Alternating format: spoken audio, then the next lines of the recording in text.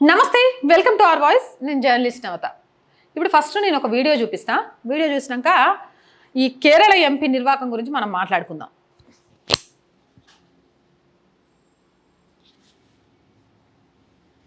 Sir, Mahatma Gandhi and Godse believe in Bhagavad Gita.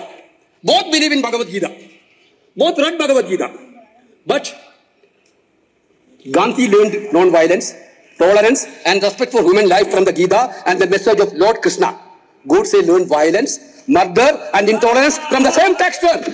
Sir, KC Venugopal Congress MP మళ్ళొకసారి వినండి Mahatma Gandhi and Godse believe in Bhagavad Gita. Both believe in Bhagavad Gita.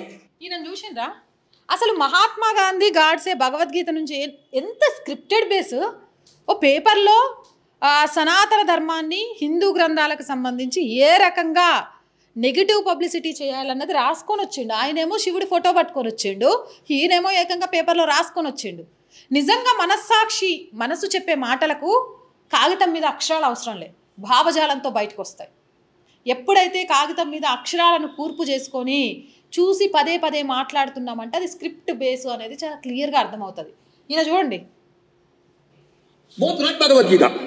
But Gandhi learned non-violence, tolerance and respect for human life from the Gita and the message of Lord Krishna. Godse learned violence, murder and intolerance from the same textbook. Sir, Mahatma Gandhi నిజమే మహాత్మా గాంధీ హింసను నేర్చుకుంటే గాడ్సే హింసను నేర్చుకున్నాడు ఏం చూసి మహాభారతం చూసి ఈయన భాషలో అంటే మహాభారతం వల్ల ఇదంతా గాడ్సే ఈయనకు వచ్చి చెప్పిండు నేను మహాభారతంలోని యుద్ధాన్ని హింసను చూసి వచ్చినా అని అసలు మహాభారతంలో యుద్ధం ఎందుకు జరిగిందో తెలుసా అధర్మాన్ని జయించడం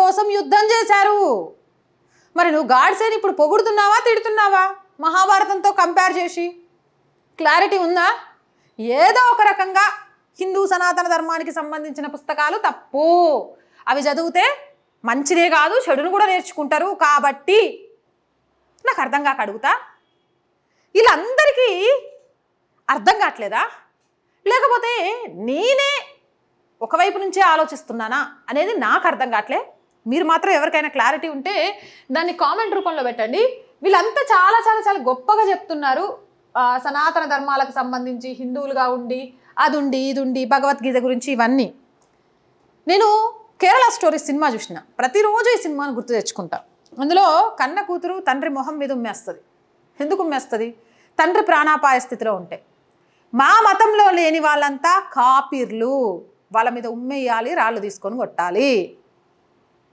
మా మతం మాత్రమే మా దేవుడు మాత్రమే లేకపోతే మిగిలిన వాళ్ళంతా కూడా కాపీర్లు అని చెప్తుంది అలాంటి మతం ద్వారా అలాంటి పుస్తకాల ద్వారా ఏం నేర్చుకుంటున్నారు అని చెప్పే దమ్ము ధైర్యం లేని వ్యక్తులు స్క్రిప్ట్ బేస్గా రాసుకొని వచ్చి జరిగిన గతానికి సనాతన ధర్మంలోని ఆనవాళ్లను ముడిపెట్టి మాట్లాడుతున్న ఈ పైచాతిక మనుషులకి ఫస్ట్ ఆఫ్ ఆల్ గాడ్సే యుద్ధం నేర్చుకున్నాడు అని చెప్పి చెప్పిండు కదా మహాభారతంలో యుద్ధం ఎందుకు జరిగిందో ఈయనకు తెలుసా మహాభారత యుద్ధానికి కారణం తెలుసా శ్రీకృష్ణుడు మహాభారతంలో యుద్ధం జరగడానికి తిప్పిన చక్రం తెలుసా అధర్మాన్ని ధర్మం గెలవడం కోసం చేసింది ఇప్పుడు గాంధీ విషయం పక్కన పెట్టేస్తే గాడ్సే గురించి మాట్లాడుకోవాల్సి వస్తే గాడ్సే విషయంలో ఈయన ఏం చెప్పిండు అంటే యుద్ధం చేశాడా గాడ్సే అధర్మం మీద అంతే కదా ఒప్పుకోకనే ఒప్పుకున్నట్టు కదా తమకు తెలియకుండానే తమ సెల్ఫ్ గోల్లో పడిపోతున్నట్టే కదా దిమాక్ ఉండి మాట్లాడేవే దిమాక్ లేకుండా మాట్లాడేవా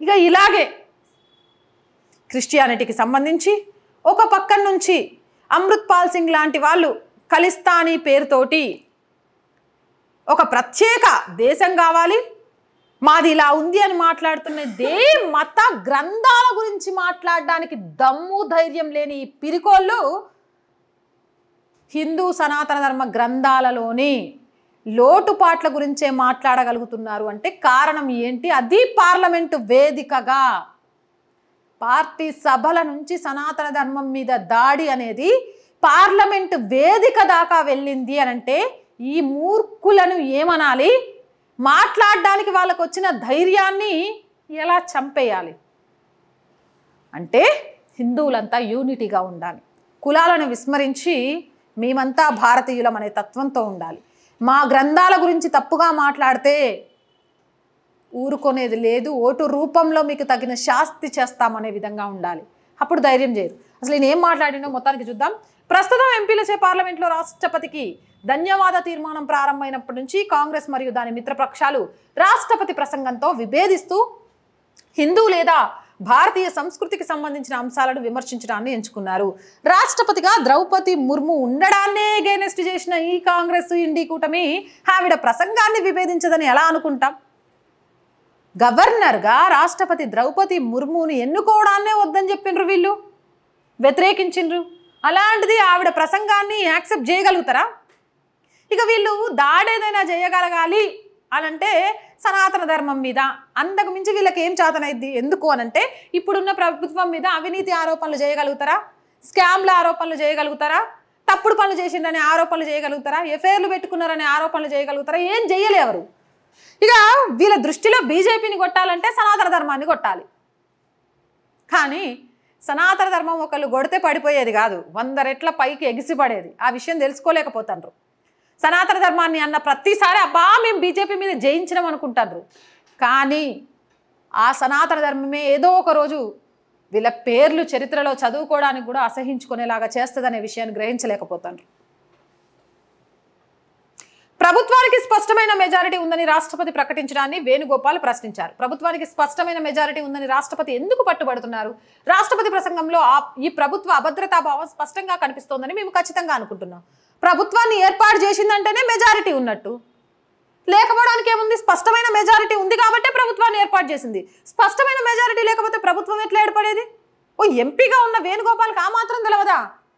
ఒక ప్రభుత్వం ఏర్పడాలి అంటే స్పష్టమైన మెజారిటీ ఉండాలి. స్పష్టమైన మెజారిటీ ఉంటేనే ప్రభుత్వం ఏర్పాటు చేయడం జరుగుతుంది. అందులో మాట్లాడిన దాంట్లో తప్పే ఉంది? కోడిగుడ్డు మీద ఈకలు వీకడం అంటారు చూసిండ్రా, అట్లాంటిది వీళ్ళు చేసేది. ఈడీ, సిబిఐ మరియు ఐటీ వంటి దర్యాప్తు సంస్థల నుంచి బాహ్య మద్దతుతో పాటు కార్పొరేట్ సంస్థల నిధులతో పక్షపాత మీడియా కవరేజ్తో సహా వారి ఎన్నికల విజయానికి బలం చేకూరిందని ఆయన ఆరోపిస్తూ బీజేపీని విమర్శించారు. ఈ మద్దతు లేకుంటే బీజేపీకి తక్కువ సీట్లు వచ్చేవని వేణుగోపాల్ పేర్కొన్నారు. ఎస్, ఈడీ, సిబిఐ అరెస్ట్ చేసిన ఒక్క కేసుల్లో కానీ, ఎంక్వైరీ చేస్తున్న ఒక్క కేసులో కానీ ఎవరినైతే కస్టడీలోకి తీసుకుంటున్నారో ఏం ఆధారాలు లేకుండే చేస్తున్నారా? ఇక ఏమంటారు, మీడియా యూట్యూబ్లో కొంతమంది ఎంప్లాయీస్ని అరెస్ట్ చేశారు. ఎందుకు అరెస్ట్ చేసిండ్రు? మోదీకి వ్యతిరేక ప్రాపగండా ఉన్న వీడియోలు ఎక్కువ వైరల్ అవుతూ మోదీ అభివృద్ధి చేసిన పనులకు సంబంధించిన వీడియోలు ప్రజల్లోకి వెళ్లకుండా ఆపేందుకు ఆ ఉద్యోగులు యూట్యూబ్లో పనిచేశారని. ఇప్పుడు చెప్పండి, ఎవరు మీడియాని వాడుకొని ఎన్నికల్లో సీట్లు సాధించడానికి ఇక ఏమంటారు మార్ఫింగ్ వీడియోలు సైతం చేసి ప్రయత్నం చేసింది? ఇక ధృవతరాతి లాంటి వాడు ఎప్పుడు రానోడు ఎన్నికల సమయంలో ఇండియా ఎందుకు చేరిండు? మోదీకి వ్యతిరేకంగా ఎందుకు వీడియోలు చేసిండు?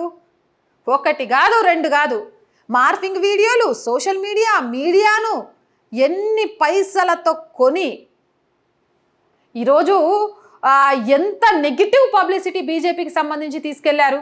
ఇది మన ఛానల్ చెప్తోంది కాదు, మీడియా ఛానల్స్లో, సోషల్ మీడియాలో, వార్తాపత్రికలో కూడా కథనాలుగా వచ్చాయి.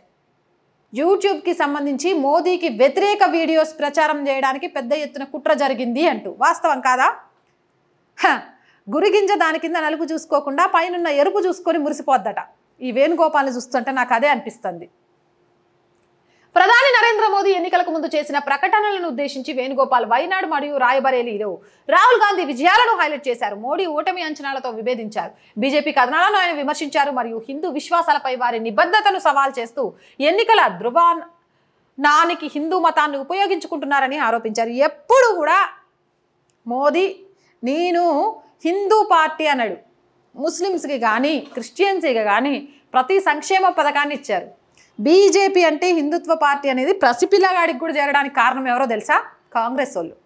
పదే పదే మోదీ అంటే బీజేపీ అంటే సనాతన ధర్మాన్ని నమ్మిన హిందుత్వ పార్టీ. ఒకానొకప్పుడు ఇదే ఏఐసిసి అధ్యక్షుడు మల్లికార్జున ఖర్గే మోదీ మీద నాకు ఎలాంటి ద్వేషం లేదు, కానీ మోదీ గెలిస్తే సనాతన ధర్మం బతుకుద్ది, నాకు సనాతన ధర్మం మీద కోపం అని చెప్పి అన్నాడని వార్తాపత్రికల్లో సోషల్ మీడియాలో కథనాలను కూడా మనం చూసినాం. అర్థమైందా? వీళ్ళే దాన్ని లేపుతారు, వీళ్ళే దాన్ని తప్పంటారు. వీళ్ళకి ఇంకెవ్వరు అవసరం లేదబ్బా సెల్ఫ్ గోల్ వేసుకోవడానికి.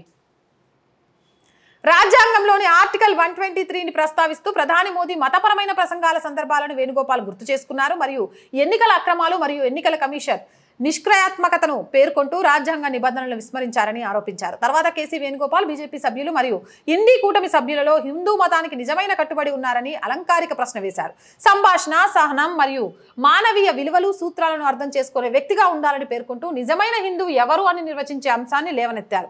వేణుగోపాల్ మాట్లాడుతూ మహాత్మా గాంధీ మరియు గాడ్సే భగవద్గీతను నమ్మారు, ఇద్దరూ భగవద్గీతను చదివారు. కానీ గాంధీ అహింస, సహనం మరియు మానవ జీవితాన్ని గౌరవించటం భగవంతుని సందేశం నుంచి నేర్చుకుంటే గాడ్సే అదే పాఠ్యపుస్తకం నుంచి హింస, హత్య మరియు అసహనం నేర్చుకున్నాడు. మేము గాంధీ హిందుత్వాన్ని నమ్ముతాము, గాడ్సే హిందుత్వాన్ని కాదు, హిందూ మతాన్ని కాదు. ఇక్కడైనా ఇది తెలిసిపోయింది, హిందూ మతం కాదు భయ్, హిందూ ధర్మం. మతంగా ఏర్పడలే. ధర్మో రక్షిత అని 10 అవతారాల్లో ధర్మాన్ని రక్షించడం కోసం ఒక్కొక్క అవతారంలో మానవాళి కష్టాలన్నీ పడుతూ ఏర్పడిన ఒక గొప్ప అవతారం. ఈ ధర్మం ఎప్పుడు పుట్టింది అనేది తెలుసుకోవాలి అంటే ఎవ్వరి వల్ల కాదు. అలాంటి ధర్మాన్ని విమర్శించాలి అని చూసినా ఏం కాదు. సరే, గాడ్సే ఎంచుకున్నాడా ఇంకొకళ్ళు ఎంచుకున్నారా పక్కన పెట్టేస్తే, భగవద్గీతలో యుద్ధం గురించి ప్రస్తావన వచ్చింది, చావుల గురించి ప్రస్తావన వచ్చింది అని అంటే అవన్నీ అధర్మం మీద గెలవడం కోసం, అధర్మ మార్గాన్ని ఎంచుకున్న వాళ్ళు చావడం కోసం జరిగినాయే తప్ప ధర్మబద్ధంగా ఉన్న వాళ్ళు ఒక్కరూ చనిపోలేదు, ధర్మబద్ధంగా ఉన్న వాళ్ళు యుద్ధంలో ఓడిపోలేదు. ఆ విషయాన్ని కూడా తెలుసుకోవాలి. సనాతన ధర్మాన్ని విమర్శించాలని ప్రయత్నం చేస్తూ మీరు మాట్లాడుతున్న మాటల ద్వారా ప్రజల్లోకి ఏం తీసుకెళ్తున్నారో అనేది కూడా తెలియట్లేదు.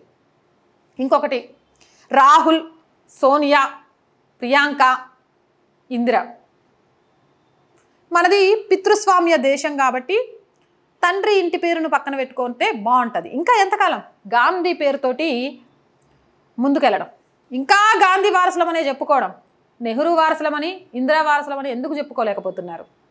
ఆలోచించండి ఏం జరుగుతుంది అనేది, వీళ్ళ మాటల విలువలు ఏంటి అనేది. ఈ వీడియోపై మీ అభిప్రాయం ఏంటి అనేది కూడా కామెంట్ సెక్షన్లో తెలియజేయండి.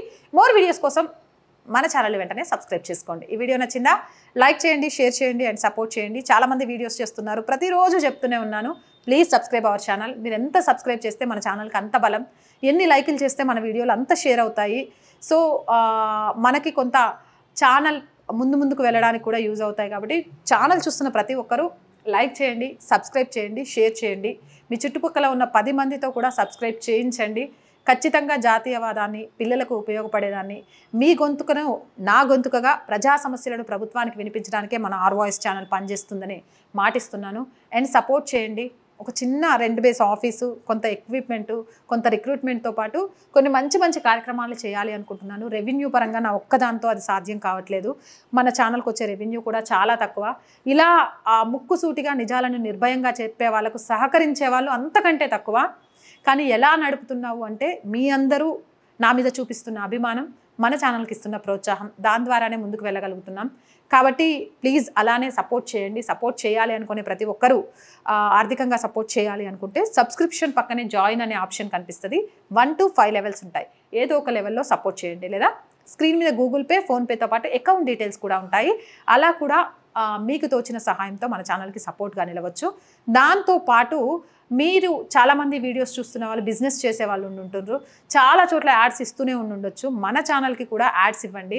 యాడ్స్ ఇవ్వడం ద్వారా ఆర్థికంగా మన ఛానల్కి చేయూతనివ్వచ్చు.